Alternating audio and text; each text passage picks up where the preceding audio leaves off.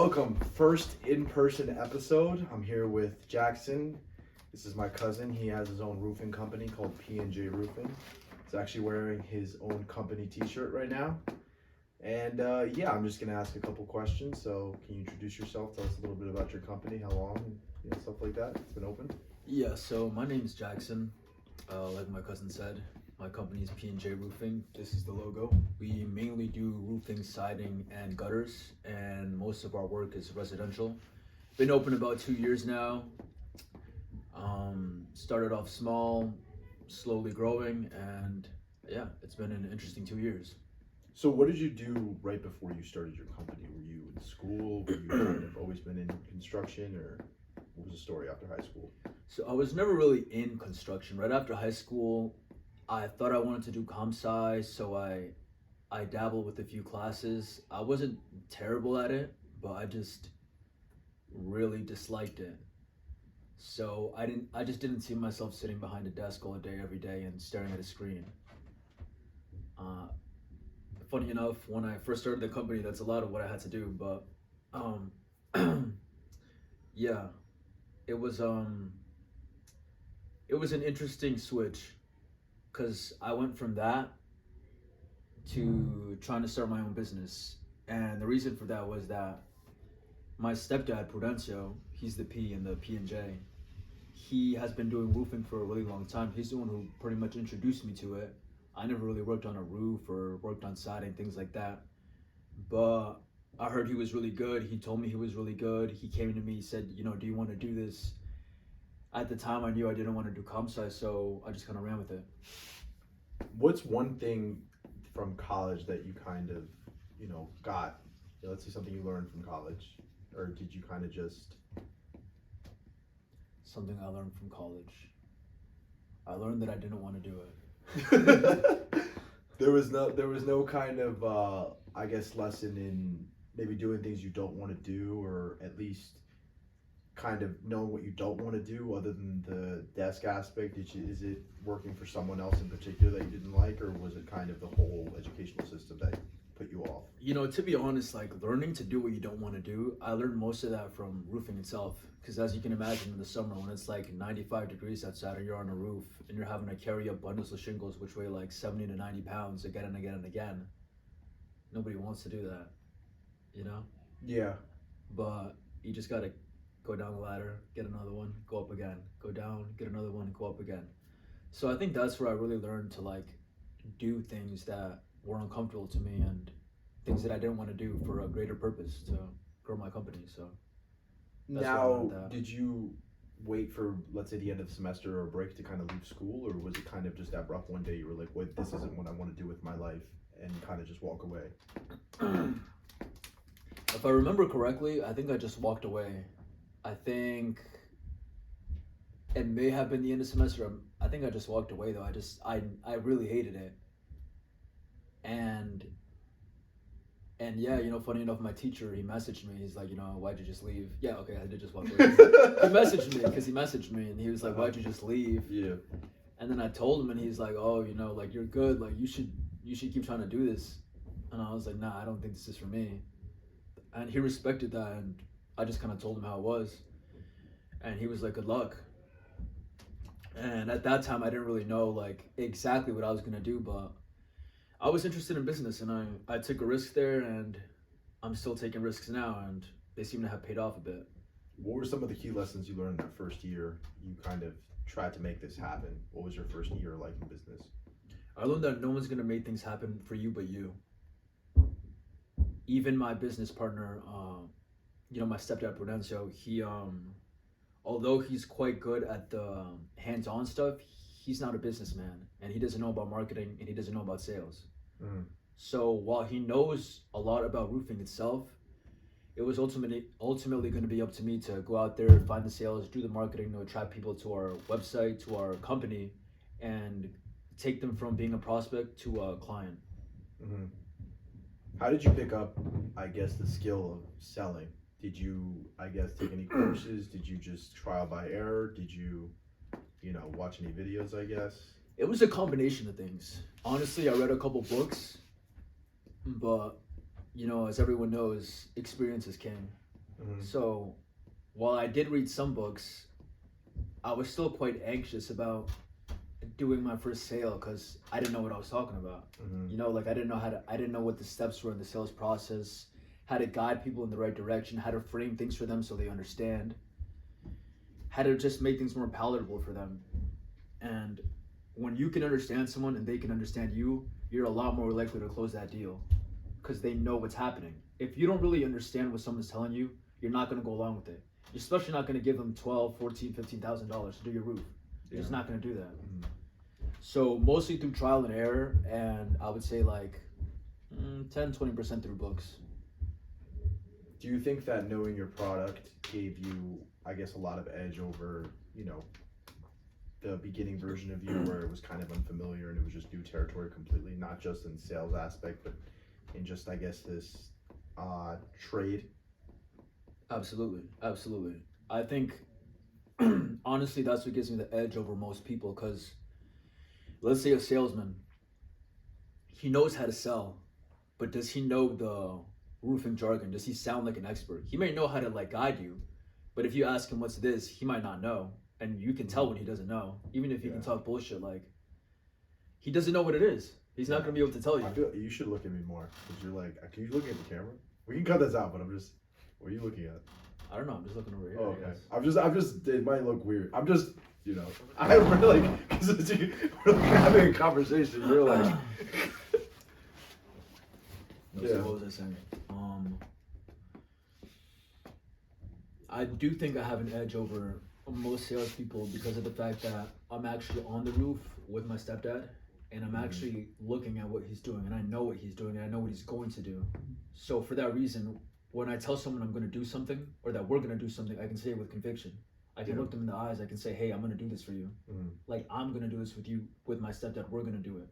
okay. Whereas a salesman, he's not going to do it. He's not. He himself, he probably doesn't even know it's like really going into the roof. He could write something down, but there's no guarantee that the workers themselves, like there's a lot of people between the salesman and the manager and then the people themselves that are working, and even that switches up from day to day. So I think that definitely knowing your stuff gives you a competitive advantage against other people who don't. Were you always kind of an extroverted person? I'm assuming to be a salesman, you got to be very personable, very good at communication, and especially these days with people our age, it's something that most people have some type of struggle with. Funny enough, we were talking about books before. I forgot what book it was, but I read that it was someone talking about salesmen, and they were like, I've met extroverted salesmen, I've met introverted salesmen, I've met ambiverted, so which is in between the two, salesmen. And because in the beginning, I'm like, I've really never been like a big people person, but I really wanted to try to do business. So I'm like, all right, if introverted people can do business and do sales, then why can't I? Why can't I try? So knowing that, I just kind of went into it, and you naturally you start to gain experience, and you start to know how to talk to people, and you fuck up in the beginning and you lose the sale, but then you look at what you did wrong and then you improve it the next time. Then maybe you still don't get the sale, but maybe the next time you get a small sale. And then slowly you keep on building up, and eventually you get a big job. Yeah, I think there's a lot to be said of, trying something, having some type of success, then getting knocked down back a peg or two, and then trying again and slightly improving. And it's kind of like this very slow, gradual, but certain It's true for anything. process. Yeah, It's true for anything. it feels good, and I'm assuming with something that has your name on it, it feels even more fulfilling because it's yours. I think that a lot of people have this idea that you work a job and you give it your all, but a lot of these companies that hire you, for lack of a better term, they don't care about you. If you work for a big company, whether it's I don't know, CVS or some fashion brand or whatever it may be, as successful as you are, if it comes down to you or them, they're just gonna let you go. They don't really care. You're like another number there. But when it's yours, I feel like you have a lot more control. you're an owner, and you also get all this experience, and it's definitely intimidating at first, but I have a lot of respect for people that can kind of go for it, because it's not the easiest thing, especially when there might not be as much support as a more traditional route like school. How was it when you kind of decided to leave the more traditional route for something a bit more entrepreneurial? Going back to what you said before, when it's something that's yours, at least for me, you're willing to put a lot more effort into it. Mhm. Like you said, because it has my name on it, I take a lot of pride in what I do, and all the success that we had was, I felt like, mine and my partner's success.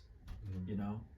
I guess it's not the same as, like, even if you're like I guess a manager at like a CVS or something, like the company's winning. Yeah. And maybe there's like, maybe you're getting some kickback from that, but it's not the same as, like, when I make a sale, I'm like, man, like, I didn't know how to sell before, and I can now, and I got this big job, and I'm able to bring some money in, and I'm able to do more things, and I'm getting bigger. It truly, it makes me feel alive. Like, I don't think I've ever felt the way I felt as as much as when I was doing roofing.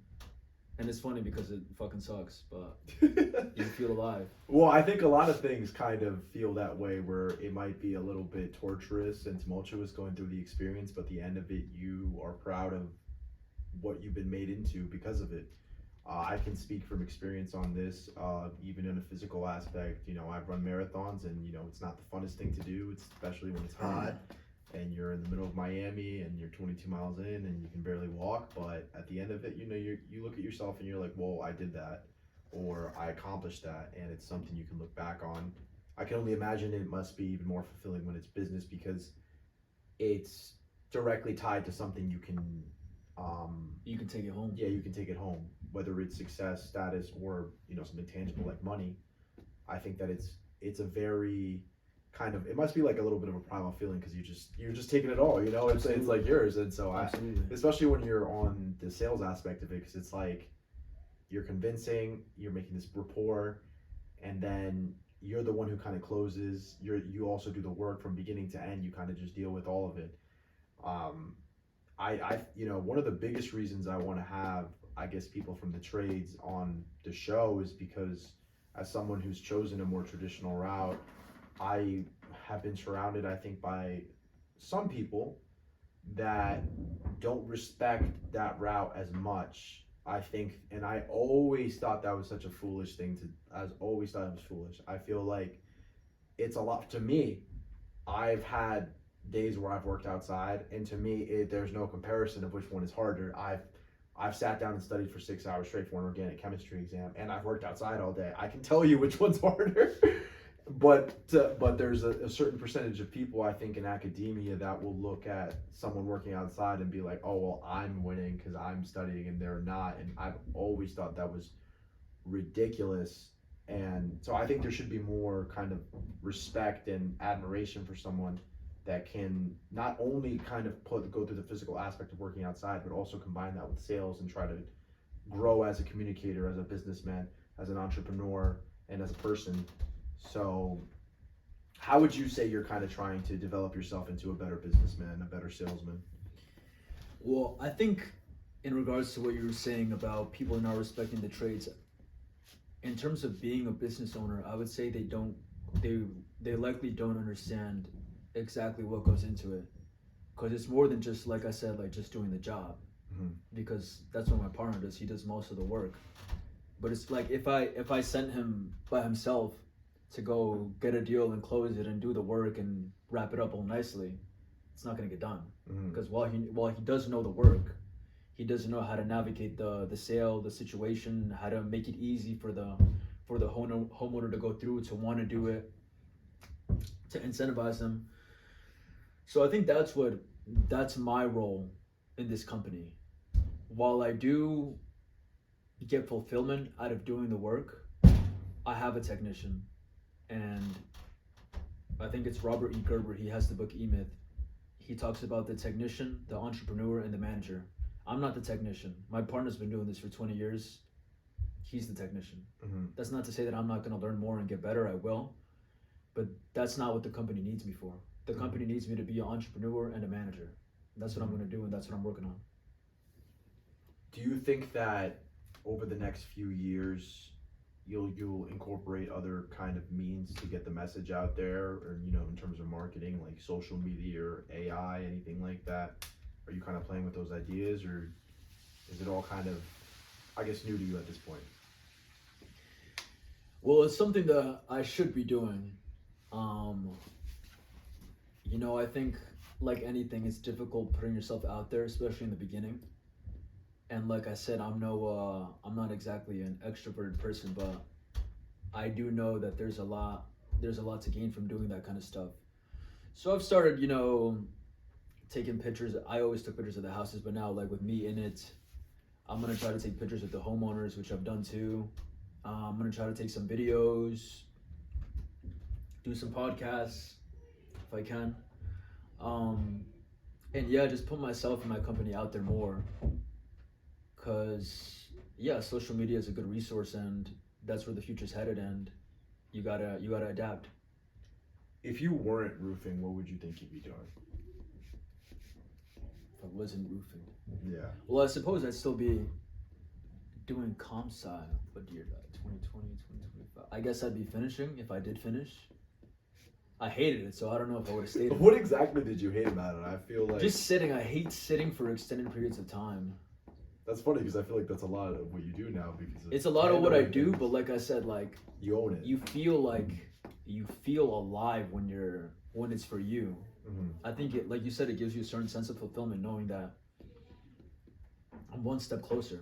Especially once you already get a couple of, like once you know something's possible, it's a lot easier to keep doing it, right? Like with the marathon, like I know you used to be a little bit overweight before. Yeah. Once you started losing a little bit of weight, then it become easier to lose a little more. There's like a saying: you're only tired when you're losing. Yeah. You're not tired when you're winning. Exactly. So I think that speaks true for a number of different things. To someone who's thinking about starting a business, what would you tell them? Would you advise for it? What advice would you give them if they're just starting out in roofing? Well, I would say make sure that that's what you want to do. Make sure that you know what you're getting yourself into. We don't always know what we're getting ourselves into, but it's going to be difficult. It's going to hurt. You're going to lose. You're going to fail. And you're going to have to get back up. And I think, like they say, it's the punch you don't see coming that hurts. If you know those things beforehand, it becomes a lot easier to roll with the punches and keep moving forward. What do you think the biggest piece of adversity you've faced since you've started this? The biggest kind of, I wouldn't say letdown, but the biggest kind of hurdle you've kind of had to overcome? The biggest hurdle? I think failure. I think being in business teaches you that, people are afraid to put themselves out there from fear of rejection, right? Yeah. Do it. Business, relationships, friendships, anything. People are afraid to put themselves out there because they're afraid of rejection. Yeah. But being in sales makes you do that. You will fail. Nobody closes 100% of the time. Even if you're the best, nobody closes 100% of the time. Yeah. So you're going to put yourself out there and someone's going to tell you no. And you can't let that stop you. And I feel like once you can overcome that, you almost feel like there's nothing you can't do. Because it's the same with any sport, pretty much anything. You're boxing, so you get knocked out. If you give up, then you're done. You're never going to get better. Yeah. But if you get back up and you keep training, there's a possibility you could come back and knock that guy out. What kind of mindset do you think is necessary for business? Do you think that, I guess being a little bit more stoic and being a little more level-headed is, a necessity? I think being level-headed, to be honest, as a man, is a necessity. But pertaining to business itself, yeah, because you're supposed to be the expert. You're supposed to know what you're talking about. People are looking to you if you let them guide you, you've already lost control of the sale. You basically lost. You know, they're gonna tell you what they want to pay you, and they're not gonna care what you say. So yeah, be level-headed. Like I said, you'll lose, you'll gain some competence. Through that competence, you'll gain confidence, and you'll be able to be more level-headed in the situation and under certain high-pressure situations. When you first decided to do this, did you get a lot of support from people around you, or what was that like? Because I think that a lot of people have these, I guess, ideas of things to do and, you know, hopes and kind of aspirations, but a lot of people kind of need someone to be on their side first. And while I think it's a mistake, I think it's necessary to know that a lot of people just do it anyway. You know, with or without support, it just, sometimes you just have to roll the dice. Well, did I have much support? I wouldn't say that. I wouldn't say I had much support.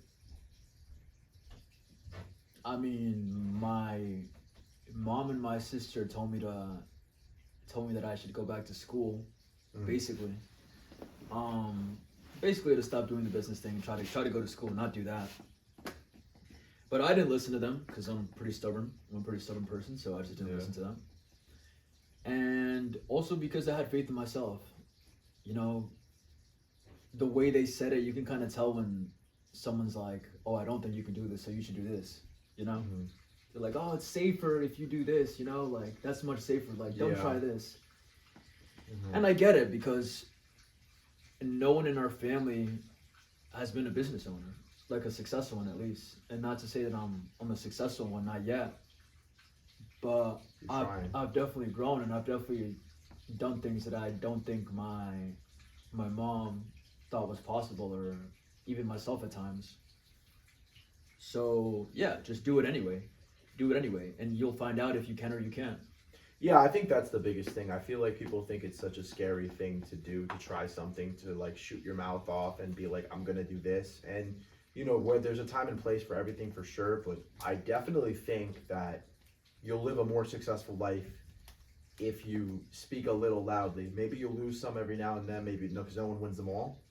But the confidence you get from saying, I'm gonna do X, Y, and Z, when you wake up in the morning, you're like, all right, I said I'm gonna do this. I have to at least try. I have to do this. I'm gonna go up and make that sale. I'm gonna post a podcast. I'm going to send out 10 emails to see who wants to come on. Maybe no one will answer. I'm gonna post 15 episodes. Maybe I'll get 3 views. Maybe I'll get 5 views. I want to do it. You know what I mean? I don't care if anyone watches. I want to work on certain things. I want to hear certain people's message. And also, I want to talk about what I think. I want to try. But I think that a lot of people have this almost fear in their mind that people are going to like say something and then they're going to be right, and then this is going to be like that, or they're going to speak too loud and people are going to say, oh, I told you so. But so what? Like, I feel like it's not that big of a deal. Like, I'm not going to let, for me personally at least, I'm not going to let people's, I guess, judgments or opinions really run my life. I feel like that's just living in fear, and I think that's a lot worse than failing. I really do. I feel like it's so much worse to be like, oh, I'm so scared of one person's opinion or a few people's opinions, even if they're your family, than to be like, all right, well, I'm just going to do it anyway. Oh, no, I failed. I'll try again. Or I'll try something else. I'm not going to like just fold over. You're never going to be able to control everyone's opinion. You're never going to be able to please anybody. Everybody. You know, and at the end of the day, the only person that has to live with your decisions is you. You know, when all those people go away and whatever, they stop judging you, they stop looking at you, like you're by yourself in your room. You know what you did or what you didn't do. You know if you tried or you didn't try. But I think that stops a lot of people, the fear of judgment, you know? The fear of judgment is I think that's really true. You know, I knew someone who was was clearly passionate about a certain creative project, and they were pretty embarrassed of it. You know, they were sort of hiding it. And when I eventually found out about the project, I thought it was nice. I thought it was something that not only could they be passionate about, but maybe they could monetize it. Maybe they could try. Maybe they could use their education and combine with his passion and try to kind of show it to the world. But it turns out that I guess they had shown it to their friends, and their friends had sort of laughed at it, sort of mocked it, sort of been like, oh, like, your little what's it called or whatever. And it really took the wind underneath their wings with this thing. And I saw, and it was insane to me how instead of encouragement, they got mocked. But what was even sadder to me, at least, was that it let them stop them. That they didn't want it, and it was like, to me at least personally, I think putting yourself in the position to win can give you enough fulfillment at least to keep going the next day. You're like, all right, well, maybe today I didn't win, but at least I'm trying. And like you said, it's only in your most private of moments when you can tell yourself, like, I'm trying. You know, I think that's where a lot of this, not to get off topic, but anxiety comes from when you know you should be doing something, but you're not doing it. When you're like, oh, I'm not wasting my time. Especially when, you know, I'm not that we're old or anything, but when you think the clock is running. When you think, if I wanted this X, Y, and Z by this age, I should be here by now. When you feel like you're getting left behind at some point, you know, and when you feel stagnant, you know, if you're in the same place, let's say at 20 that you are at 25, you could go crazy. And I think that a lot of people just, they don't want to, for one reason or another, lack of encouragement, embarrassment, whatever it may be, they don't swing. And it makes me, sometimes it makes me sad. I'll be honest. I feel like that's one thing that I feel like, I don't want to say wasted potential, but I would say like they don't believe in themselves like I think they should. And it's a big problem, I think, in our generation, you know? You know, I think fear of the unknown is a very common thing, and I experience it myself at certain times. But I think that's why you need to look for certain competencies, because as you gain more competence, you're going to gain more confidence, and you're going to be able to put yourself out there more. But what I didn't like about what you said before with the with that person doing that creative thing that people laughed at is that those people were not allowing her to express herself truly. You know, like if you like something and you really like that thing, someone's your friend, you should be able to express that to them, I think. Because that's how you know you have a real friend. If you can show them who you are. I agree. What you like. That's your friend. If you can't do that with one of your friends, then they're not your friend. I wholeheartedly agree. I actually was like, I remember I don't really get, I would say, angry too much, but I was pretty upset. I was like, I'm like, these are not your friends. It was like a hidden joke. Like, oh, your little, I guess, montage video. It was something like montage video, but anyway, it was the way it was spoken about. It was the tone. It wasn't like, when I tell people my cousin has a roofing company, I'm not giggling and being like, oh, his little roof, like that would be insane. Right. You know, when I talk to people about this, I say like, you know, I'll talk about how it's a risk, how it's admirable, how even if whatever happens, you'll have learned many things from it, and how I do hope one day to have something of my own, and how it's nice to have someone that I can talk to that has some experience in sales, closing, negotiations, whatever, contracts, whatever it may be. And even though we're at the beginning of what I would say is our adulthood and we're trying, it's nice to know you have like someone that I guess has your back. You know what I mean? Like maybe not like completely because we're not in the same fields. You know, it's not like I'm at the roofing site or, you know, you're at college with me, but it's nice to know that someone's on your team. And I think a lot of people are missing that because it's like they have people that are sort of on their team. It's like people they'll hang out with and they'll like drink with or whatever. But then when it comes down to talking about their goals or growing as a person, they'll be like, "Oh, well, you're just like that." They'll say things like, "Well, that's just how you are. That's just how he is." It's like, no, if he says or she says, "I want to change this about myself," or "I want to try this," the idea of limiting your friend or your family in a box and being like, "Well, no, that's just how you are," that's insane to me. I see that and I'm like, I'd rather have an enemy than like someone next to me being like, "No, you can't do that." You know, that's why I think it's really important that you distance yourself from those kind of people. You know, I've had certain people in my life that, you know, certain people who are close to me, who were close to me, that kind of did what you said that person's friends were doing, kind of laughing at it, you know, like it's a joke. Clearly, it wasn't a joke to me, so I didn't like that. And I think PBD talked about this, you know, Patrick Biddy on the podcast. He said that his friends, they used to like joke about his company. And I think he got mad one day and he was like, don't laugh at my dreams. And you know, I think I think that makes a lot of sense because if you let your friends laugh at your dreams, I think it kind of shows that you kind of agree that your dreams aren't respectable. Yeah. You know, because if it's something that you thought in your mind was admirable and that deserves a certain kind of esteem, then you wouldn't tolerate that. You wouldn't tolerate that disrespect. And yeah, I think you should keep people like that away from you because it allows you to manifest what you have in your mind. Yeah.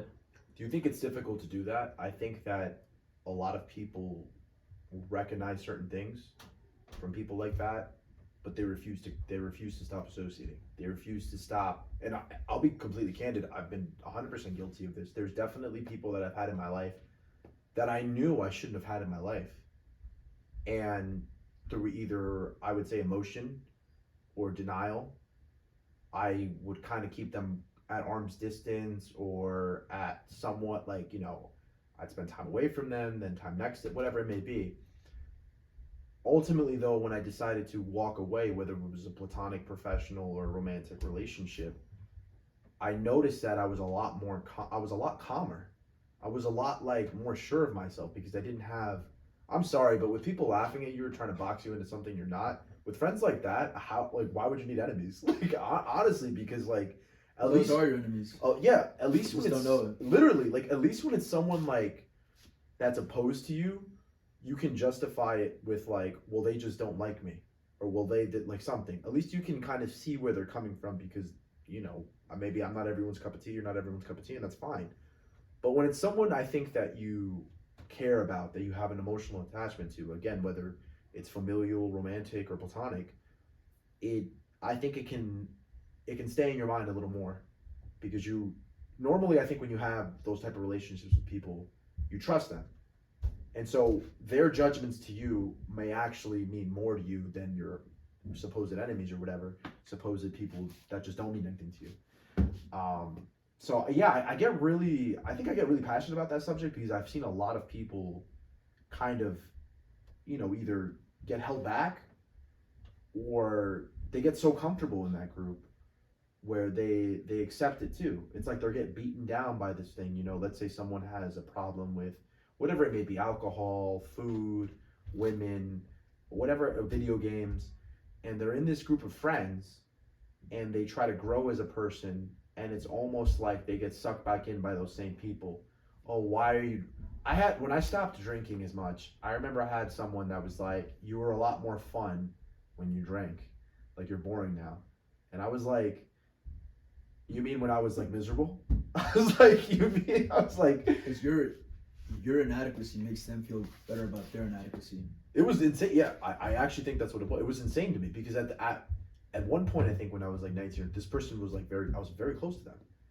And I was like, oh, it made me realize like the friendship or whatever that I had with this person, I don't know, it was like 10 years, maybe 6, 7 years ago. I was like, this was, you were never my friend. And it clicked for me. And I mean, not that it meant anything to me. I just know, it's like when you notice these things a lot more when you're less afraid to face the reality of something. It is a scary reality to realize that your best friend or your girlfriend or your mother or your sister, whatever it may be, doesn't particularly want the best for you. It's because it's a painful realization. You almost don't want to accept it. But I think part of being a grown up, and I'm going to speak for men because I'm a man, I think part of being a man is facing that reality and being like, all right, what does the world look like if this person doesn't want the best for me? All right, this world might look better if I distance myself from them. Even if they're someone that, through, I guess, cultural obligations you have to be around, you love them at a distance. You're like, well, yeah, I love my family, but I'll love them from over here and they'll be over there. And then that's it. I think that's, you just have to face reality. I feel like it's simple, but it's difficult, I would say. It's simple, but difficult. Yeah, I agree. I think that keeping people like that in your life gives them the opportunity to label you with certain things, whether they be true or not, that aren't helpful. Like, let's say you were talking about drinking. Someone's like, oh, you're an alcoholic. If you always hear that you're definitely going to be more likely to drink if you're if you're 100%. struggling with that. You know, 100%. like, oh, you always drink, or oh, you're like this. Like, why are you not drinking? Or like, you were funner when you were drinking. Like, you have to get rid of those people, and I think you should replace them with people who are like, bro, like I know you can stop the drinking. Yeah. Bro, let's go to the gym. Bro, like let's not do that tonight. Let's do this. Like let's just go out to eat, or let's just catch a movie, or let's do something else. People who are gonna steer you in the right direction, not people who are gonna try to label you and keep you down and put you in a box that you don't want to be in anymore. 100%. I think that, you know, personally, my best friend was someone that when I was going through something, and I like this because he also didn't sugarcoat it. When I was going through things, when I was drinking a lot, when I was, I would say not living right, he sat me down and he didn't say like, oh, well, that's just how things are, or like, I get that you're upset right now, whatever it may be. He just looked at me, he's like, what the hell are you doing? He was like, you're better than this. Like, why are you doing this? And I think that it made me ask those questions because it wasn't an attacking kind of way. When someone attacks you, you tend to get defensive. But he legitimately was curious, and he was like, I know you're smarter than this. I know you want more out of life than this. Why are you taking these actions? And the fact that I had no answer spoke volumes to me at the time, and it made me, not that I'm like Mr. Self-Discipline now or anything like that, but I mean at the time at least I was flunking out of community college. I was drinking 3 or 4 nights a week. You know, it wasn't a good time, and I think that it really woke me up very quickly to the reality that I'm going to be 25 and still doing this if I don't calm down. You know, this is going to be my life. And the next thing I'll blink and I'll be 30. That was not the reality I wanted to live. But other friends that I had, or even significant others that I had, saw me, I guess, stop drinking, and it made it seem like it was a change of character. Like when I knew you at XYZ moment, you were Mr. Fun, you know, whatever, like go out 2-3 nights a week, and like, you know, it was fun. I'm not gonna sit here and say it wasn't fun. And I like having a good time. I still like having a drink or two, but like nothing like before. But you know, it almost feels like I don't want to say betraying, but it almost feels like they want to make you feel like it's betraying something that you were. And I think it's important to cut that off. And I think what's more important is to fill it with something that will fulfill a connection. You know, someone that wants the best for you. And that's pretty few and far in between, I think, compared to other types of relationships. You know what I mean? Whether, again, pick platonic, academic, professional, romantic, whatever. So I agree, and you know, there's something to be said about that, because I think when you have people like that around you, it's the same thing with the labeling, but in the opposite direction. Mm-hmm. Once they see you like working a little hard, they're gonna be like bro, like you're a hard worker. And once you hear that, you're gonna be like, I am kind of a hard worker, you know? Like I put in a good day's work today, like I'm a hard worker. Yeah. The next year you're gonna be like, although you weren't a hard worker like the week prior, like all those other days, right? You're a lot more likely to work hard that day because you've been labeled as a hard worker and you have proof of it, and someone's validating that, and you have those people around you. Mm-hmm. It's an upward spiral, and you know, I can speak from my experience that people like that have really helped me. It's motivated me, because I'm like, no, people see me this way, and it's the way that I want to see myself, and it's the way that makes me feel proud, and it's the way that makes me feel good. And yeah, I mean, I wasn't always so willing to take risk and be disciplined. Like you said, I'm not perfect. I'm not always disciplined, but I'm pretty consistent most of the time. I think I do my best. I think that's the difference now. I think there's been moments in my life where I've let emotion overtake me, and I think, you know, when I was younger, maybe 18, 19, where I would, you know, that's probably around the time I wasn't living the greatest life, but I'm just saying now, if the same situations hit me, it's a lot easier for me to be like, well, I still have to go to the gym, well, I still have to study, I still have to do my best, you know. Even this past semester, actually, when I graduated, you know, I had to deal with some family illness, I would say, and I do really think a younger version of me would have dealt with that a lot more poorly than someone else, than how I did this year. I think that I don't know how I probably wouldn't have handled it. And that's another thing, you know, I had people ask me that were close to me, like, oh, how did you deal with that? I had someone that found out about the family illness or whatever, And I had spoken to them like the day I found out about the situation. I was calm. I was for me, and the reason I was calm wasn't because I was Mr. like macho or whatever. It was because I had to be there for someone else. I had to drive them to their appointments. I had to study in the waiting room while they're in surgery, and I had to deal with, I wouldn't say the fallout, but emotions from other people, and that's okay.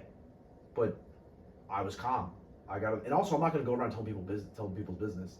So I was calm on the phone, so calm that the person that found out was like, "This can't be true." Like I just spoke to him. It was like, it called me thinking it was like almost like a joke, and I'm like, "No, it's true."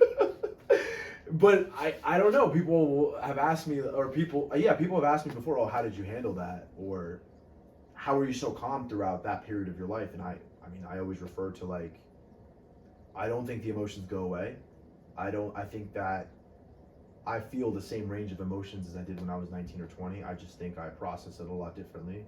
I think I can articulate it a lot better. You know, there's a feeling of helplessness, I think, when it comes to illness and someone else's health. And so you accept that and you make a plan to how you want to deal with it. And that's all you can do. You know, no one's God. No one can, And so I think that it's been a lot more helpful to me. Do you think that you've developed your own kind of processes to how to deal with adversity as opposed to when you were younger and maybe, well, you didn't deal with it so well? Well, I think adversity, I think people interpret the word adversity differently. Mm-hmm. Before I thought like, oh, something hard, like I kind of don't want to deal with that, Mm. But as you get older, you start to realize that like the pains of life, the pressures, the things that are uncomfortable, that's where all the growth is. That's when you're gonna feel, after you go through that, that's when you're gonna feel the best, knowing that you went through that, and you become slightly different every time you go through that. Mm-hmm. It's like when you're pounding metal, right? Like it's malleable, it's hard, but it's malleable. You keep hitting it, you're changing it, you're applying pressure to it. Mm.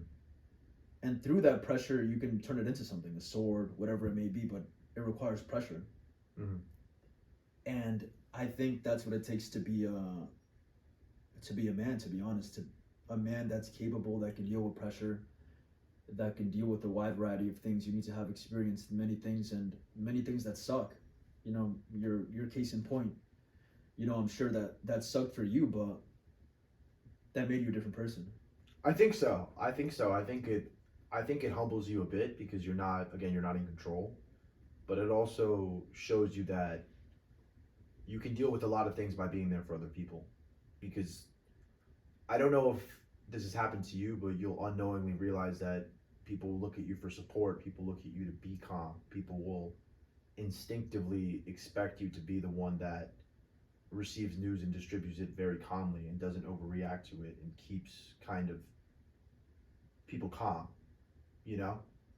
And strangely enough, I feel like I found that a lot more calming than I thought it would. I thought if people leaned on me, like I didn't know if I'd be able to like deal with questions. I had questions from someone as young as like 10 or 11 that are like, why is this happening? Why would God let something like this happen? How am I supposed to deal with this? And there's just certain questions you're thrown at that you think like would make you emotional, but then you are in those situations and you see someone need you and you get stronger. I don't know how to explain it. It was like, I admit that I was definitely a little sad, but also I felt a lot more empowered. I'm like, okay, people need you to be, for lack of a better term, strong. You don't want to let anyone down. And I think that feeling can really motivate you to do a lot of things. You don't want to let people down. You don't want to let yourself down. When things are going on, you don't want to be the person to make things worse. Ideally, if you're a man in your family, you want to be the one that lightens the load of an impossible situation. And I think that was a big source of strength for me. I'm not saying I took on everything. I'm just saying it helped me. And I think that a weaker version of me from the past wouldn't have been able to deal with that. 110%. 100. I've seen people fold under like under no circumstances. And I was one of those people. So I know for a fact, like it makes you a different person, I think. Well, you know what you also know? You know for a fact that you can deal with that type of stress now. As opposed to before, you may or may not have been sure if you could deal with that type of situation. Yeah. So now you have a different relationship with yourself, right? Yeah. Now you have a different level of trust with yourself. You know that you can keep a level head in a situation like that. And you didn't before. Yeah, I think that's... So I would say while it was an unfortunate experience and situation you're going through, like I said, you've changed from it and you've become a better man, I would say. I think so. I think it was very helpful.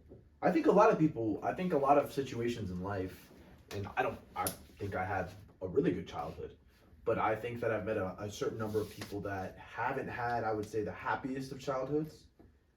And it can go one of two ways. I think it either distracts them and traps them in that past for a long time, or it really makes them into just a very disciplined and very, like, they can almost take anything kind of thing. At least from what I've seen people go both ways, and it's really, I admire a lot of people. I mean, there's people in our family who have gone through a plethora of different things and again gone either way. And I think there's a lot to learn from both situations. I think when I see someone who's been through a lot, I do look at them differently when they've still achieved things through high stress. You know, one of my particular, I guess, people I look up to and admire is, you know, my older brother. My older brother went through a variety of different circumstances when we were younger, whether if it was maybe not being the best well off financially, you know, dealing with, I would say, certain family circumstances, but I think that a lot of it pushed him to be, I think he's successful. I would go as far to say as he's the hardest worker I've met. You know, there's been times where I've woken up early to go to the gym at 4 or 5 in the morning, whatever it may be, and he's up working. He's just couldn't sleep, so he's up working. And I've always admired that. You know, it's something that I see a lot of emotional control when it comes to keeping things professional. I've seen only second to only my father, which is another person that I guess is one of my heroes. Yeah, that I you know, kept things, no matter how things were emotionally, for either of them, no matter how things were emotionally, they went to work the next day like it was nothing. And I always thought that was like, I never appreciated it as a kid, but now I'm like, oh, it's like really cool, like, because you see a lot of people in life that can't do that if something goes wrong emotionally, they fall off the handle professionally, you know? Well, you know, I think for them in particular, it's because they kind of had to do it. Mm-hmm. And I think for us, you know, fortunately, it is fortunate that we haven't had to go, you know, your dad, like, he had to work to put food on the table. He had to go to work, you know? Like, fortunately, we're not in the same scenario. Mm-hmm. But I think it's really helpful to have people like that around you, you know? My partner, Prudencio, he's quite similar to your dad too, and your brother. He's a really hard worker and gets up and goes to work every day, and he works fucking hard, and he suffers, you know, and most of the time he's smiling and suffering, you know. It's insane. And you know, they kind of teach you, like, you know, in the beginning you're like, how are you like so okay, you know, but then, you know, spending time with them, it kind of, you know, they say you are the people you surround yourself with. I like spending time with my stepdad because he kind of instills that in me, you know? Yeah, I think that's right on point with surrounding yourself with those type of people. I think that I've taken many lessons from good influences in my life, like as I just said, my older brother and my father. And I'd like to think that it's somewhat rubbed off on me. You know, I'm not saying I'm the most emotionally whatever controlled person, but I tend to keep things separate, keep things compartmentalized. Because as you know, like, and this is the thing that I really want to harp on. When it comes down to it, no one really gives a shit. I remember there was a particular instance where I just had the worst morning. It was the absolute worst morning. like, and I mean like a bad morning, but I won't go into details, but I ended up showing up to school and I had this huge exam and I was sitting in the parking lot and I'm fuming angry. It's like 7 in the morning. And I realized like, if I go in there and let's say my professor for whatever reason knew what was going on in my life, he wouldn't care. He doesn't care. He's just going to grade the exam. The physician assistant schools I'm going to apply to in a couple of years, they're not going to care that I was sad one day in spring of 2022.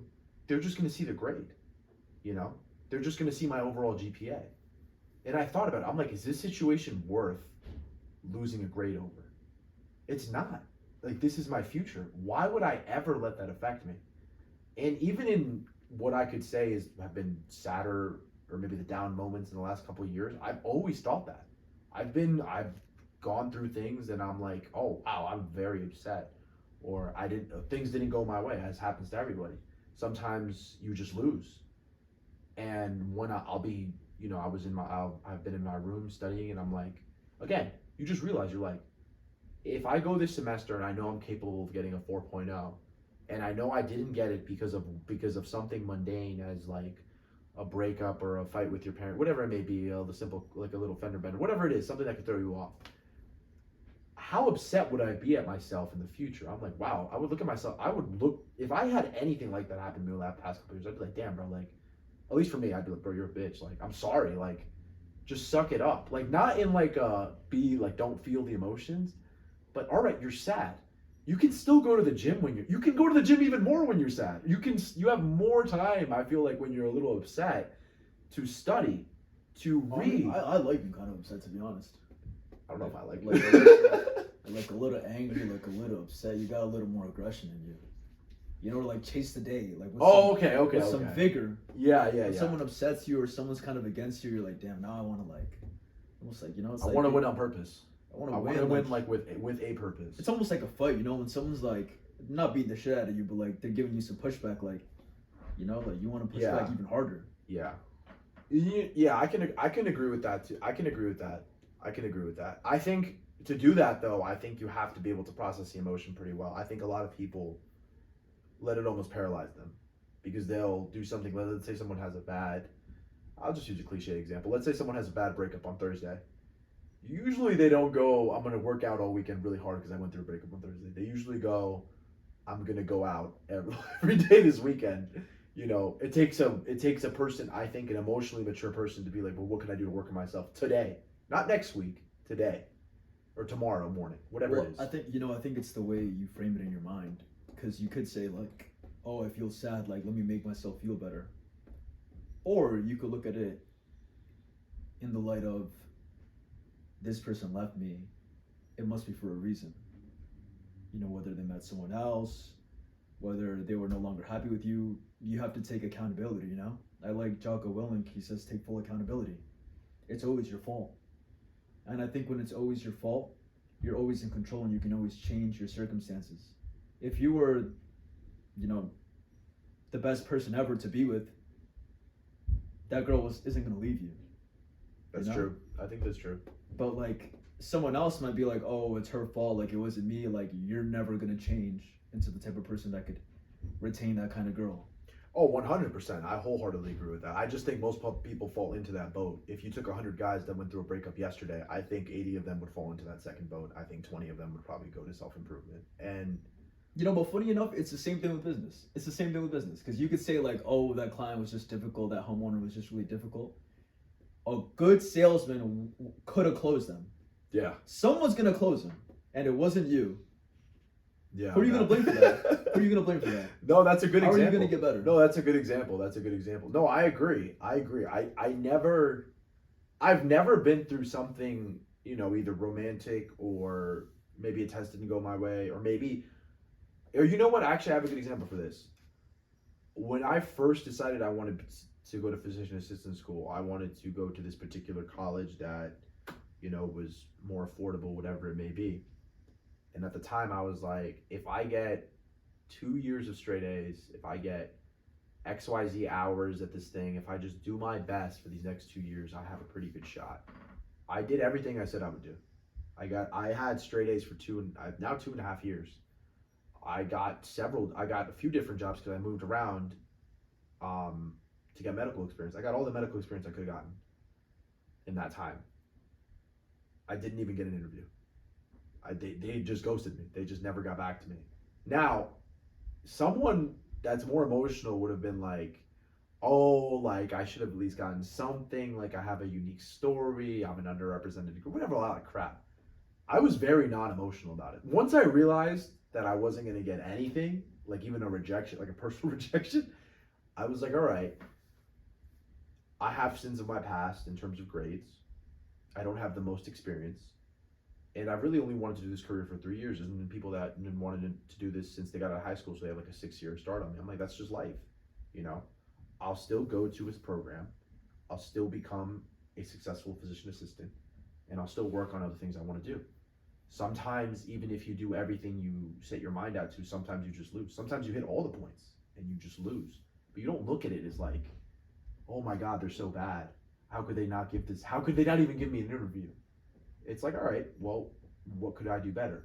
Now, when I go to start school, everyone starts from the beginning again. It doesn't matter. Your undergraduate doesn't matter at that point.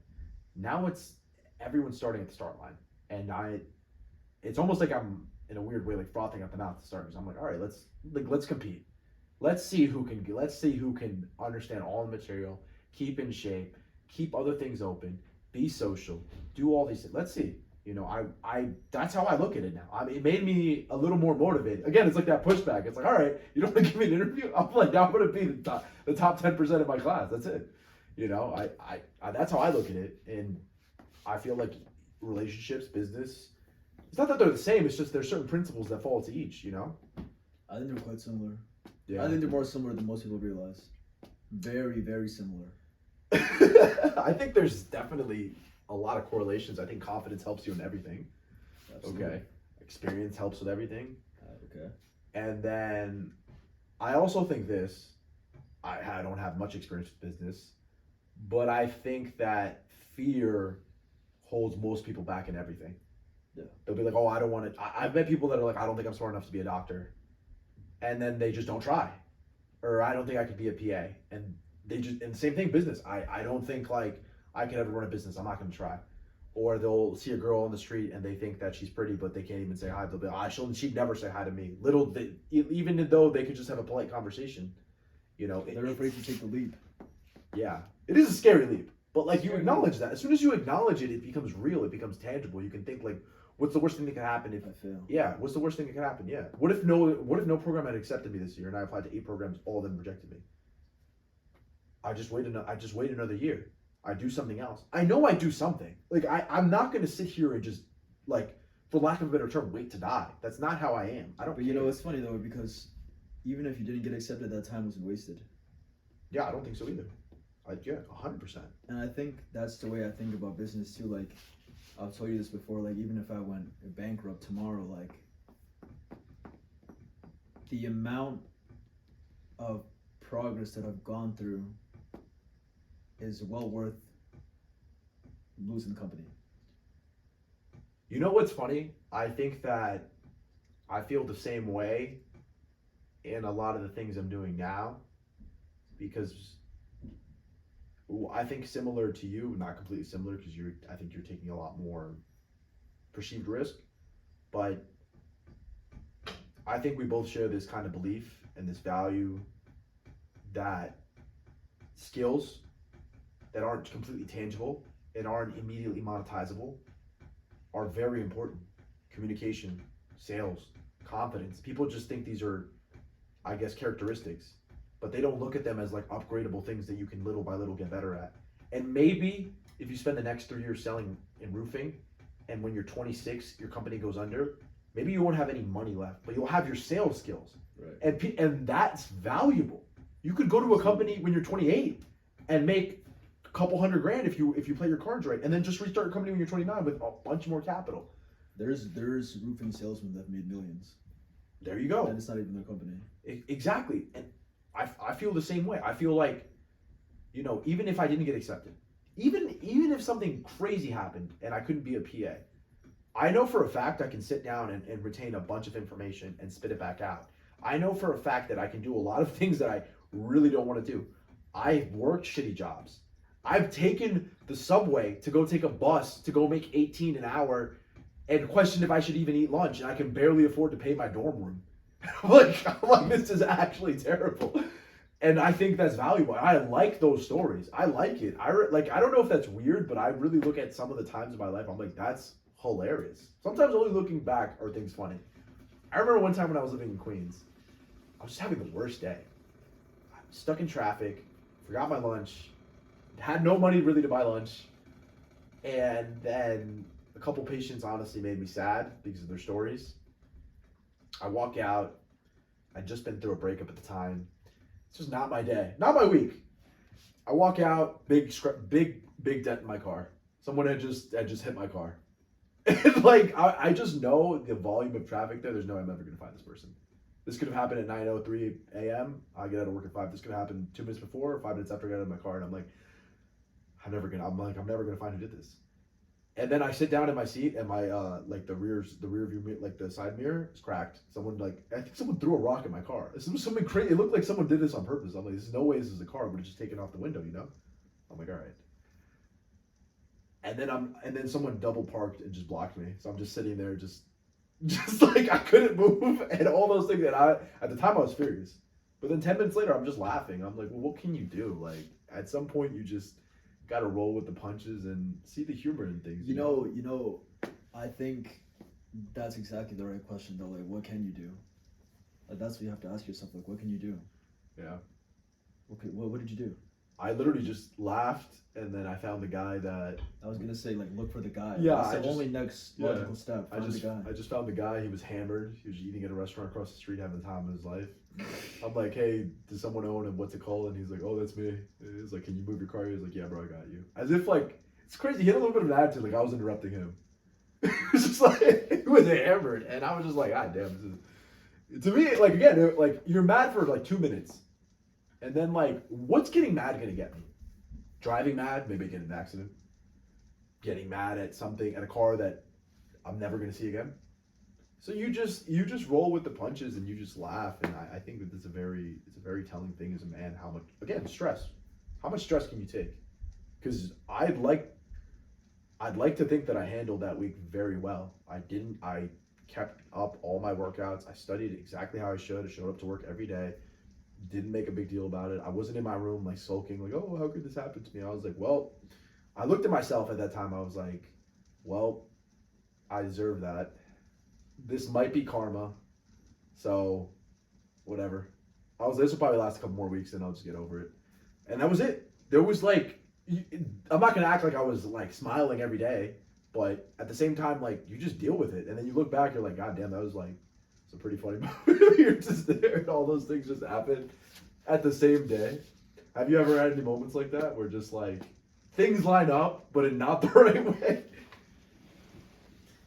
You know, yeah, I've had, bad things happen to me, but I think what makes it easier is knowing that you're gonna get through it, knowing that, you know, if you think it'll make you stronger, then it will. I think they've done studies on this, like, the way you perceive stress is the way it affects you. If you think that stress will make you sick and will make you die younger, then you do die younger. You do get sick more often. It makes your immune system weaker.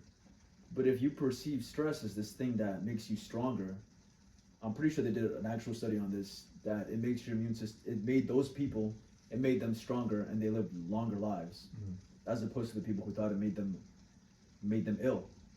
Because it's the way you look at things, it's the way you see things. So yeah, I think you need to perceive stress in the most optimal way possible. That's going to give you the competitive advantage against other people who are in the same field as you. And yeah. Okay. Last question. Do you have any specific goals you can tell us about over the next year, maybe 3 years or 5 years for this company that you want to talk about, maybe kind of, or how you're going to get there, or even maybe any personal goals for yourself that you kind of want to grow upon and explore? I think in your 20s you want to grow as much as possible. Is there anything you can tell us about that?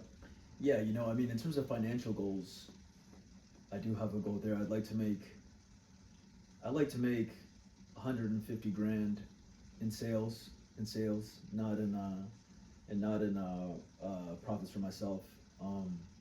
But 150K in sales by the end of the year. I think it's possible. I'd like to reach 36 Google reviews for my company. I just want to grow, and I want to grow as a person. I want to get better. I want to be more capable. I want to know what I'm talking about more. I want to be able to communicate in a better way. I want to be a better partner. I want to be a better son. I want to be a better business owner. I want to get better in every way possible. And yeah, and then there's just a bunch of little small things that I would like to get. I want to get better at everything I'm currently doing. Boxing, business, fitness. You want to keep growing? Yeah, at the end of the day, I think that's what makes you feel the most alive. You know, like I said, we were talking about this before. I didn't get a chance to mention it, but you were talking about there being something primal about being able to gain something tangible and bringing it back.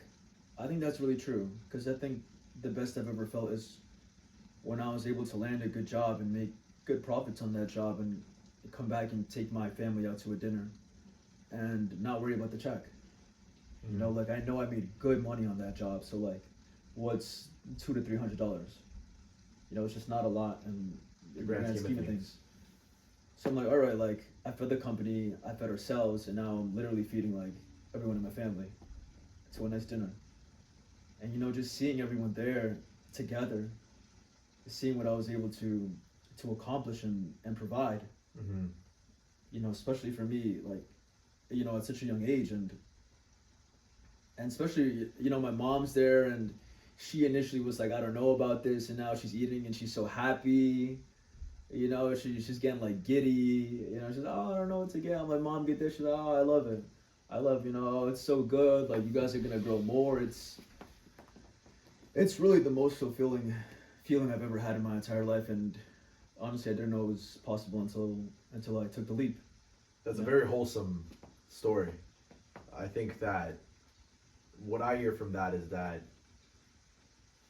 you're very focused on, I guess, abundance in terms of how you think about money. You know, there's certain people I think that think of oh, well, I'll just save up enough to kind of do this once in a while.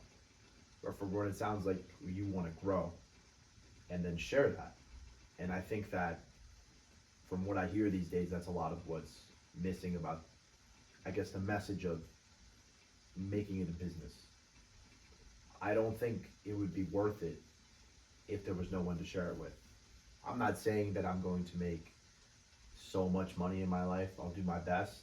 You know, I'll definitely try to grow as much as possible, but I think it would be a very vaporous existence to have $1 million and no one to really share it with versus having 200 grand and a family or people that are on your team. And again, your family doesn't have to be your immediate family. It could be people that align with you, that want to see you do the best, and you can almost reward their loyalty and support, or maybe even pay back something that you feel like you owe them. I don't know about you, but I feel like I owe my parents everything in a way, or at least somewhat of in debt to them. You know, they've put trust and support in me, and now I have to, as older I get, I feel like I should have results, you know, or I should at least be trying my best to have results. And if I do get results, share that with them, you know. And yeah, I really like that story. Anyway, so it was really nice having you on. Thanks for doing this. It's been a pleasure. Been good talking to you. Thank you for having me. All right, I can cut out. I can cut out. Oh, I wasn't recording. No.